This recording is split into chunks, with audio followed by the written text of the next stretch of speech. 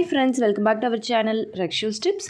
இந்த வீடியோ பார்த்துட்ருக்கிற எல்லாருக்கும் ரொம்ப ரொம்ப நன்றி. இன்றைக்கி இந்த வீடியோவில் நம்ம எதை பற்றி பார்க்க போகிறோம் அப்படின்னு பார்த்தீங்கன்னா, கர்ப்ப காலத்தில் கர்ப்பிணி பெண்கள் தெரிஞ்சுக்க வேண்டிய ஒரு முக்கியமான விஷயத்தை தான் இந்த வீடியோவில் நம்ம பார்க்க போகிறோம். இப்போ பார்த்திங்கன்னா, கர்ப்பம் கன்ஃபார்ம் ஆன நாள்லேருந்து டெலிவரி வரைக்குமே பெண்கள் அடிக்கடி சந்திக்கக்கூடிய ஒரு விஷயம் ஸ்கேன். இந்த ஸ்கேன் எடுக்கும்போது நிறைய விஷயங்கள் நம்ம செய்ய வேண்டியது இருக்கும். அதாவது பார்த்திங்கன்னா, இப்போது நிறைய ஸ்கேனில் தண்ணி ஃபுல்லாக குடிச்சிட்டு வயிறு முட்டை இருந்து அப்போ தான் ஸ்கேன் எடுக்க சொல்லுவாங்க. ஸோ இந்த மாதிரி ஏன் தண்ணி குடிக்க சொல்கிறாங்க, எதுக்காக அப்படி இருக்கணும் அப்படின்னு சொல்கிறாங்க, எந்தெந்த ஸ்கேனுக்கு இந்த மாதிரி இருக்கணும், எந்தெந்த ஸ்கேனுக்கு இருக்க தேவையில்லை அப்படிங்கிறது தான் இந்த வீடியோவில் நான் 1 by 1 உங்ககிட்ட ஷேர் பண்ணிக்க போகிறேன். உங்களுக்கும் இதை பற்றி தெரிஞ்சுக்கணும், இதை பற்றி சந்தேகங்கள் இருந்தது அப்படின்னா இந்த வீடியோவை ஸ்கிப் பண்ணாமல் கடைசி வரைக்கும் பாருங்கள். நிச்சயமாக ப்ரெக்னென்ட் லேடிஸ் எல்லாருக்குமே இந்த வீடியோ ரொம்ப யூஸ்ஃபுல்லாக இருக்கும். இப்போ பார்த்திங்கன்னா, நான் ஃபஸ்ட்டே சொன்ன மாதிரி கர்ப்ப காலத்தில் முதல்ல நீங்கள் ஒரு ப்ரெக்னன்சி கன்ஃபார்ம் பண்ண உடனேயே நெக்ஸ்ட்டு ஸ்கேன் பார்த்திங்கன்னா, அந்த கரு கரெக்டாக குழாயில் இல்லாமல் கர்ப்பப்பையில் தான் இருக்கா அப்படிங்கிறத தெரிஞ்சுக்கிறதுக்கு ஒரு ஸ்கேன் பண்ணுவாங்க. அதுதான் நம்மளோட ஃபஸ்ட்டு ஸ்கேனாக இருக்கும்.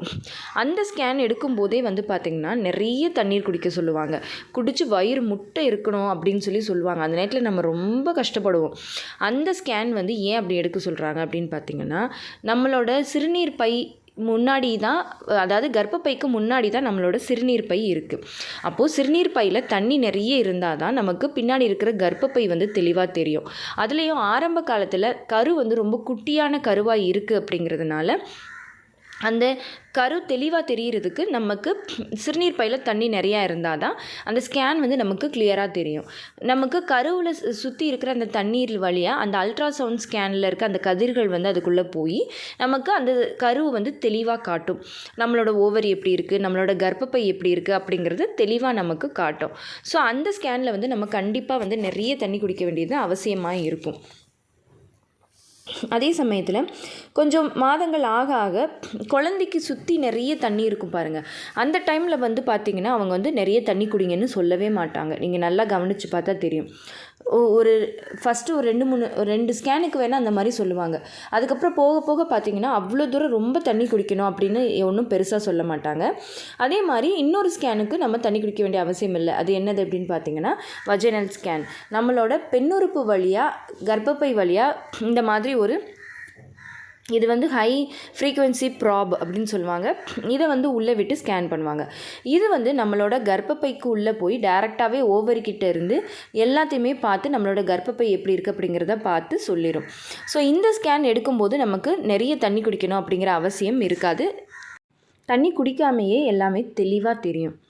ஸோ இப்போ உங்களுக்கு தெளிவாக புரிஞ்சிருக்கும் அப்படின்னு நினைக்கிறேன், எதுக்கு கர்ப்ப காலத்தில் தண்ணீர் நிறைய குடிக்க சொல்கிறாங்க ஸ்கேன் எடுக்கும்போது அப்படின்னு. அதே மாதிரி வஜைனல் ஸ்கேன் எடுக்கும்போது நிறைய பேர் பயப்படுவீங்க. வஜைனல் ஸ்கேன் எடுக்கிறதுனால கருவில் இருக்கும் குழந்தைக்கு ஏதாவது ஆபத்து வருமா அப்படின்னு சொல்லிட்டு. கண்டிப்பாக அந்த மாதிரியான பிரச்சனைகள் எதுவுமே இருக்காது. கம்ப்ளீட்லி சேஃப் தான். ஸோ தாராளமாக நீங்கள் ஆரம்பத்தில் வஜைனல் ஸ்கேன் எடுக்கலாம். ஓகே ஃப்ரெண்ட்ஸ், இந்த வீடியோ கண்டிப்பாக உங்களுக்கு யூஸ்ஃபுல்லாக இருந்திருக்கும்னு நினைக்கிறேன். இந்த வீடியோ உங்களுக்கு யூஸ்ஃபுல்லாக இருந்திருந்தால் மறக்காமல் லைக் பண்ணுங்கள், கமெண்ட் பண்ணுங்கள். உங்கள் ஃபேமிலி அண்ட் ஃப்ரெண்ட்ஸுக்கும் இந்த வீடியோவை மறக்காமல் ஷேர் பண்ணுங்கள். அப்போ தான் எல்லாருக்குமே ரொம்ப யூஸ்ஃபுல்லாக இருக்கும். அண்ட் நம்ம ரக்ஷூஸ் டிப்ஸ் சேனலை இது வரைக்கும் சப்ஸ்கிரைப் பண்ணாமையே பார்த்துட்ருக்கீங்க அப்படின்னா மறக்காமல் சப்ஸ்கிரைப் பண்ணிக்கோங்க. பக்கத்தில் இருக்கிற பெல் ஐகானையும் சேர்த்து கிளிக் பண்ணி ஆல் கொடுத்து வச்சுருங்க. பாய், தேங்க்யூ.